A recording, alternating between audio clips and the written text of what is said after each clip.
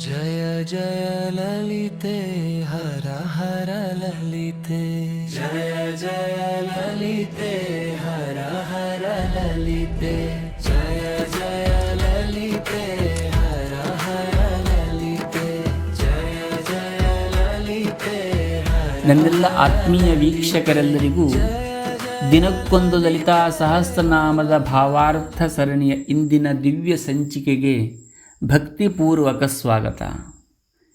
ಜಗನ್ಮಾತೆಯ ದಿವ್ಯ ನಾಮವನ್ನು ಸ್ಮರಿಸುತ್ತಾ ನಮ್ಮ ಅಂತರಂಗವನ್ನು ಶುದ್ಧಗೊಳಿಸಿಕೊಳ್ಳುವ ಈ ಪಯಣದಲ್ಲಿ ಇಂದು ನಾವು ಲಲಿತಾ ಸಹಸ್ರನಾಮದ 55ನೆಯ ನಾಮವನ್ನು ತಲುಪಿರತಕ್ಕಂತಹದ್ದು.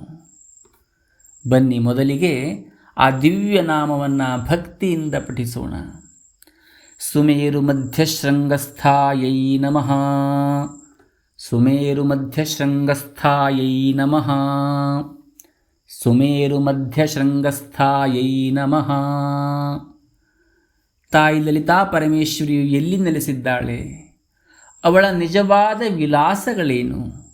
ಈ ಪ್ರಶ್ನೆಗಳಿಗೆ ಉತ್ತರವನ್ನು ಈ ನಾಮವು ಅತ್ಯಂತ ರಹಸ್ಯಮಯವಾಗಿ ಬಿಚ್ಚಿಡುವಂತಹದ್ದು.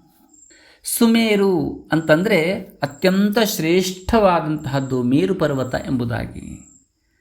ಮಧ್ಯ ಅಂತಂದರೆ ನಡುವಿನ ಭಾಗ. ಶೃಂಗ ಅಂತಂದರೆ ಶಿಖರ ಅಥವಾ ತುದಿಯ ಭಾಗ ಎಂಬುದಾಗಿ. ಸುಮೇರು ಮಧ್ಯ ಶೃಂಗಸ್ಥ ಅಂತಂದರೆ ಚಿನ್ನದ ಪರ್ವತವಾದ ಸುಮೇರುವಿನ ಮಧ್ಯದ ಶಿಖರದಲ್ಲಿ ವಿರಾಜಮಾನವಾಗಿರುವಂತಹ ಆ ಜಗನ್ಮಾತೆ ಲಲಿತಾ ತ್ರಿಪುರ ಸುಂದರಿ ಎಂಬಂತಹದ್ದು ಇದರ ಭಾವಾರ್ಥವಾಗುವಂತಹದ್ದು.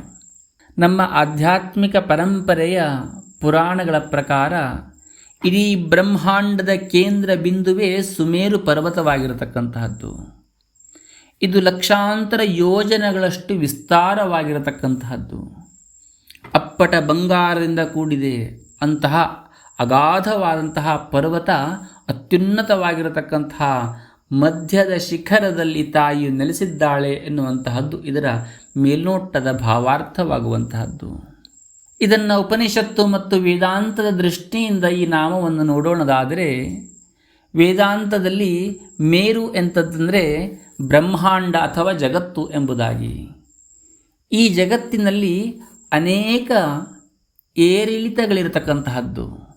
ಅದು ಯಾವುವು ಅಂತ ಕೇಳಿದರೆ ಸುಖ, ದುಃಖ, ಪಾಪ, ಪುಣ್ಯ, ಜನನ, ಮರಣ, ಇದೇ ರೀತಿಯಾಗಿರತಕ್ಕಂತಹ ಅನೇಕ ಏರಿಳಿತಗಳು ಇರತಕ್ಕಂತಹದ್ದು.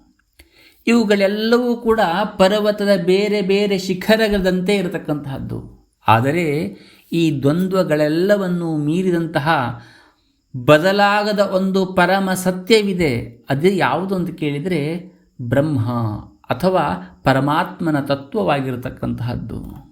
ಮಧ್ಯಶೃಂಗ ಅಂತಂದರೆ ಈ ದ್ವಂದ್ವಗಳ ನಡುವೆ ಇರುವಂತಹ ಸಮಚಿತ್ತವಾಗುವಂತಹದ್ದು ಅಥವಾ ಸ್ಥಿತಪ್ರಜ್ಞೆಯ ಒಂದು ಸಂಕೇತವಾಗ್ತಾ ಇರತಕ್ಕಂತಹದ್ದು. ಯಾರು ಸುಖ ದುಃಖಗಳನ್ನು ಸಮಾನವಾಗಿ ಸ್ವೀಕರಿಸುತ್ತಾರೋ ಅವರ ಅಂತರಂಗವು ಮೇರು ಪರ್ವತದಂತೆ ಅಚಲವಾಗಿರುತ್ತದೆ ಎಂಬಂತಹದ್ದು. ಅಂತಹ ಅಚಲವಾದ ನಿರ್ಮಲವಾದ ಮನಸ್ಸಿನ ಅತ್ಯುನ್ನತ ಸ್ಥಿತಿಯಲ್ಲಿ ಜ್ಞಾನಮಯಿಯಾಗಿರತಕ್ಕಂತಹ ಲಲಿತಾ ದೇವಿ ನೆಲೆಸಿರ್ತಾಳೆ ಎಂಬಂತಹದ್ದು ಕೂಡ ಇದರ ಭಾವಾರ್ಥವಾಗುವಂತಹದ್ದು. ಯೋಗಶಾಸ್ತ್ರದ ದೃಷ್ಟಿಕೋನದಲ್ಲಿ ಕುಂಡಲಿನಿ ಯೋಗದ ಪ್ರಕಾರ ಈ ನಾಮದ ಅರ್ಥ ನಮ್ಮ ದೇಹದಲ್ಲೇ ಅಡಗಿರತಕ್ಕಂತಹದ್ದು. ನಮ್ಮ ಬೆನ್ನೆಲುಬನ್ನು ಸಂಸ್ಕೃತದಲ್ಲಿ ಮೇರುದಂಡ ಎಂಬುದಾಗಿ ಕರೀತಾರೆ. ಇಡೀ ಬ್ರಹ್ಮಾಂಡಕ್ಕೆ ಮೇರು ಪರ್ವತ ಹೇಗೋ ಹಾಗೆಯೇ ನಮ್ಮ ದೇಹದಲ್ಲಿರ್ತಕ್ಕಂತಹ ಬೆನ್ನೆಲುಬು ನಮ್ಮನ್ನು ಸದೃಢವಾಗಿ ನಿಲ್ಲಲಿಕ್ಕೆ ಕಾರಣವಾಗುವಂತಹದ್ದು. ಮೇರುದಂಡದಲ್ಲಿ ಎಡಭಾಗದಲ್ಲಿ ಇಡ ಮತ್ತು ಬಲಭಾಗದಲ್ಲಿ ಪಿಂಗಳ ನಾಡಿಗಳಿರ್ತಕ್ಕಂತಹದ್ದು.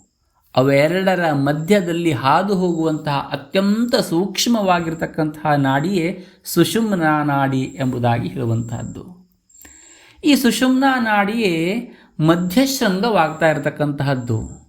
ಯೋಗಿಯು ಪ್ರಾಣಾಯಾಮ ಮತ್ತು ಧ್ಯಾನದ ಮೂಲಕ ಕುಂಡಲಿನಿ ಶಕ್ತಿಯನ್ನು ಎಚ್ಚರಗೊಳಿಸಿ ಅದನ್ನು ಇಡಾ ಪಿಂಗಲಾದಲ್ಲಿ ಹರಿಯಲು ಬಿಡದೆ ಮಧ್ಯಶೃಂಗವಾಗಿರತಕ್ಕಂತಹ ಸುಷುಮ್ನಾ ನಾಡಿಯ ಮೂಲಕ ಮೇಲಕ್ಕೆ ಕೊಂಡೊಯ್ಯುತ್ತಾನೆ. ಬೆನ್ನೆಲುಬಿನ ಅತ್ಯುನ್ನತ ಶಿಖರವಾಗಿರತಕ್ಕಂತಹ ತಲೆಯ ಮೇಲ್ಭಾಗದ ಸಹಸ್ರಾರ ಚಕ್ರವನ್ನು ತಲುಪಿದಾಗ ಅಲ್ಲಿ ಪರಶಿವನೊಡನೆ ಶಿವಶಕ್ತಿಯರ ಐಕ್ಯವಾಗುವಂತಹದ್ದು. ಆ ಸಹಸ್ರಾರದಲ್ಲಿ ನೆಲೆಸಿರುವವಳೆ ಸುಮೇರು ಮಧ್ಯಶೃಂಗಸ್ಥ ಎಂಬುದಾಗಿ ಹೇಳುವಂತಹದ್ದು. ಶ್ರೀವಿದ್ಯಾ ಉಪಾಸನೆಯಲ್ಲಿ ಶ್ರೀಚಕ್ರವೇ ಲಲಿತಾದೇವಿಯ ವಾಸಸ್ಥಾನವಾಗುವಂತಹದ್ದು. ಶ್ರೀಚಕ್ರವನ್ನು 3 ವಿಧಗಳಾಗಿ ಪೂಜಿಸ್ತಾ ಇರತಕ್ಕಂತಹದ್ದು. ಅದು ಯಾವುವು ಅಂತ ಕೇಳಿದರೆ ಭೂಪ್ರಸ್ತಾರ, ಮೇರುಪ್ರಸ್ತಾರ ಮತ್ತು ಜಲಪ್ರಸ್ತಾರ ಎಂಬುದಾಗಿ. ಮೇರುಪ್ರಸ್ತಾರ ಅಂತಂದರೆ ಶ್ರೀಚಕ್ರವನ್ನು ಪರ್ವತದ ಆಕಾರದಲ್ಲಿ ರೂಪದಲ್ಲಿ ನಿರ್ಮಿಸುವಂತಹದ್ದು. ನೀವು ಅನೇಕ ದೇವಸ್ಥಾನಗಳಲ್ಲಿ, ಮಠಗಳಲ್ಲಿ ಅಥವಾ ಫೋಟೋದಲ್ಲಿ ಇದನ್ನು ನೋಡಿರಬಹುದು. ಮೇರುಪ್ರಸ್ತಾರದ ಶ್ರೀಚಕ್ರದಲ್ಲಿ ಒಟ್ಟು 9 ಆವರಣಗಳಿರ್ತಕ್ಕಂತಹದ್ದು. ಕೆಳಗಿನಿಂದ ಒಂದೊಂದೇ ಮೆಟ್ಟಿಲುಗಳನ್ನು ಹತ್ತುತ್ತಾ ಹೋದಂತೆ ಅತ್ಯಂತ ಮೇಲ್ಭಾಗದಲ್ಲಿ ಶ್ರೀಚಕ್ರದ ತುದಿಯಲ್ಲಿ ಒಂದು ಬಿಂದು ಕಾಣಿಸ್ತಾ ಇರತಕ್ಕಂತಹದ್ದು. ಆ ಸರ್ವೋನ್ನತವಾಗಿರ್ತಕ್ಕಂತಹ ಮಧ್ಯ ಬಿಂದುವಿನ ಸ್ಥಾನವೇ ಮಧ್ಯಶೃಂಗವಾಗ್ತಾ ಇರತಕ್ಕಂತಹದ್ದು. ಆ ಬಿಂದುವಿನಲ್ಲಿ ಮಹಾಕಾಮೇಶ್ವರನ ಅಂಕದ ಮೇಲೆ ಮಹಾ ತ್ರಿಪುರ ಸುಂದರಿಯಾಗಿ ಆ ತಾಯಿ ವಿರಾಜಮಾನಲಾಗಿರ್ತಕ್ಕಂತಹದ್ದು.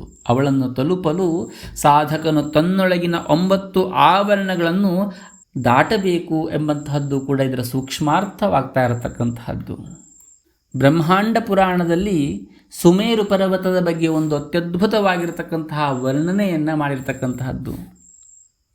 ದೇವತೆಗಳೆಲ್ಲರೂ ಭಂಡಾಸುರನ ಕಾಟವನ್ನು ತಾಳಲಾರದೆ ಯಾಗ ಮಾಡಿದಾಗ ಆ ಲಲಿತಾದೇವಿಯು ಪ್ರಕಟಲಾಗುತ್ತಾ ಇರತಕ್ಕಂತಹದ್ದು. ಅವಳಿಗೆ ಬ್ರಹ್ಮ, ವಿಷ್ಣು, ಮಹೇಶ್ವರರು ಸೇರಿ ದಿವ್ಯವಾಗಿರ್ತಕ್ಕಂತಹ ವಾಸಸ್ಥಾನವನ್ನು ನಿರ್ಮಿಸಲು ದೇವಶಿಲ್ಪಿ ವಿಶ್ವಕರ್ಮನಿಗೆ ಆದೇಶವನ್ನು ಮಾಡ್ತಾರೆ. ಆಗ ಆ ವಿಶ್ವಕರ್ಮನು ಬ್ರಹ್ಮಾಂಡದ ಕೇಂದ್ರವಾಗಿರತಕ್ಕಂತಹ ಮೇರು ಪರ್ವತವನ್ನು ಆರಿಸಿಕೊಳ್ಳುವಂತಹದ್ದು. ಮೇರು ಪರ್ವತಕ್ಕೆ 3 ಮುಖ್ಯವಾಗಿರತಕ್ಕಂತಹ ಶಿಖರಗಳಿವೆ. ಪೂರ್ವಕ್ಕೆ ಬ್ರಹ್ಮದೇವರ ಶಿಖರವಾಗುವಂತಹದ್ದು, ವಾಯವ್ಯಕ್ಕೆ ಇರತಕ್ಕಂತಹದ್ದು ವಿಷ್ಣುವಿನ ಶಿಖರವಾಗುವಂತಹದ್ದು ಮತ್ತು ನೈಋತ್ಯಕ್ಕೆ ಪರಶಿವನ ಶಿಖರವಿದೆ ಎಂಬುದಾಗಿ ಹೇಳುವಂತಹದ್ದು. ಈ 3ರ ಮಧ್ಯದಲ್ಲಿ ಇವೆಲ್ಲಕ್ಕಿಂತಲೂ ಕೂಡ ಎತ್ತರವಾಗಿರತಕ್ಕಂತಹ ಅತ್ಯಂತ ತೇಜಸ್ವಿಯಾದ ಕೋಟಿ ಸೂರ್ಯರ ಪ್ರಕಾಶವುಳ್ಳಂತಹ ಮತ್ತೊಂದು ಶಿಖರವಿದೆ. ಅದು ಯಾವುದು ಅಂತ ಕೇಳಿದರೆ ಮಧ್ಯಶೃಂಗ ಎಂಬುದಾಗಿ. ಆ ಮಧ್ಯಶೃಂಗದಲ್ಲಿ ವಿಶ್ವಕರ್ಮನು ಶ್ರೀಪುರ ಎಂಬಂತಹ ಲೋಕದಲ್ಲಿ ಅತ್ಯಂತ ಸುಂದರವಾಗಿರ್ತಕ್ಕಂತಹ ನಗರವನ್ನು ನಿರ್ಮಿಸ್ತಾನೆ. ಆ ನಗರಕ್ಕೆ 25 ಕಲ್ಲು ಹಾಗೂ ಲೋಹದ ಕೋಟೆಗಳಿರ್ತಕ್ಕಂತಹದ್ದು. ಆ ಕೋಟೆಗಳ ಮಧ್ಯದಲ್ಲಿ ಮಂತ್ರಮಯವಾಗಿರ್ತಕ್ಕಂತಹ ಚಿಂತಾಮಣಿ ಗ್ರಹ ಇರತಕ್ಕಂತಹದ್ದು. ಆ ಗ್ರಹದಲ್ಲಿ ಬ್ರಹ್ಮ, ವಿಷ್ಣು, ರುದ್ರ ಮತ್ತು ಈಶ್ವರರೆಂಬಂತಹ 4 ಕಾಲುಗಳಿರ್ತಕ್ಕಂತಹದ್ದು. ಸದಾಶಿವನೆಂಬಂತಹ ಮಂಚದ ಮೇಲೆ ತಾಯಿ ಲಲಿತಾದೇವಿ ಕುಳಿತಿರ್ತಕ್ಕಂತಹದ್ದು. ತ್ರಿಮೂರ್ತಿಗಳು ಸಹ ಅವಳ ದರ್ಶನಕ್ಕಾಗಿ ಮಧ್ಯಶೃಂಗಕ್ಕೆ ಬಂದು ಕಾಯ್ತಾ ಇರ್ತಾರೆ. ಅಂತಹ ಅತ್ಯದ್ಭುತವಾಗಿರ್ತಕ್ಕಂತಹ ವರ್ಣನೆ ಅಲ್ಲಿ ಹೇಳಿರ್ತಕ್ಕಂತಹದ್ದು. ಅಂತಹ ಅತ್ಯದ್ಭುತವಾಗಿರ್ತಕ್ಕಂತಹ ಶಿಖರವೇ ಮಧ್ಯಶೃಂಗ ಎಂಬುದಾಗಿ ಹೇಳುವಂತಹದ್ದು. ಆತ್ಮೀಯರೇ, ಲಲಿತಾದೇವಿಯು ಹೊರಗಿನ ಯಾವುದೋ ಪರ್ವತದಲ್ಲಿ ಮಾತ್ರವಲ್ಲ, ನಮ್ಮ ದೇಹವೇ ಬ್ರಹ್ಮಾಂಡ, ನಮ್ಮ ಬೆನ್ನೆಲುಬೇ ಮೇರು ಪರ್ವತ. ನಮ್ಮ ಅಂತರಂಗವನ್ನು ಶುದ್ಧಗೊಳಿಸಿಕೊಂಡು ಧ್ಯಾನಸ್ಥರಾದರೆ ನಮ್ಮ ಹೃದಯದ ಮಧ್ಯೆ ಶೃಂಗದಲ್ಲೇ ಆಕೆಯ ದರ್ಶನ ಪಡೆಯಬಹುದು ಎಂಬಂತಹದ್ದು ಈ ನಾಮದ ಅಂತಿಮವಾಗಿರ್ತಕ್ಕಂತಹ ಬಹಳ ಸುಂದರವಾಗಿರ್ತಕ್ಕಂತಹ ಸಂದೇಶವಾಗಿರ್ತಕ್ಕಂತಹದ್ದು.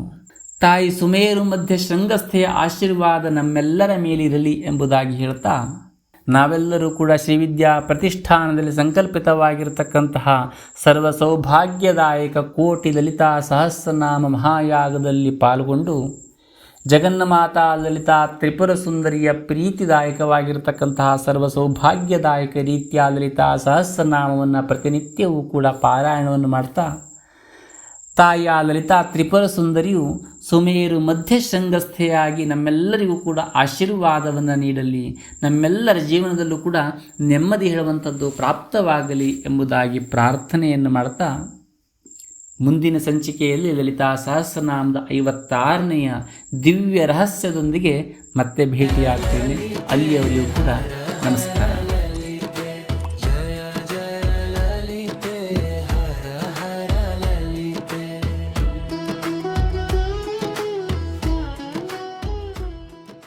ಶ್ರೀವಿದ್ಯಾ ಕೇಶರಂಜಿನಿ ಪಾರಂಪರಿಕ ಆಯುರ್ವೇದ ತೈಲ. ಇದು ಕೂದಲು ಉದುರುವಿಕೆ, ಡ್ಯಾಂಡ್ರಫ್, ಆಕಾಲದಲ್ಲಿ ಕೂದಲು ಬಿಳಿಯಾಗುವುದು ಮತ್ತು ಮೈಗ್ರೇನ್ ತಲೆನೋವಿನಂತಹ ಸಮಸ್ಯೆಗಳಿಗೆ ಸಹಕಾರಿ. ಸ್ವಾಭಾವಿಕ ಆರೈಕೆಗಾಗಿ ಶ್ರೀವಿದ್ಯಾ ಕೇಶರಂಜಿನಿ ಆಯುರ್ವೇದ ತೈಲ.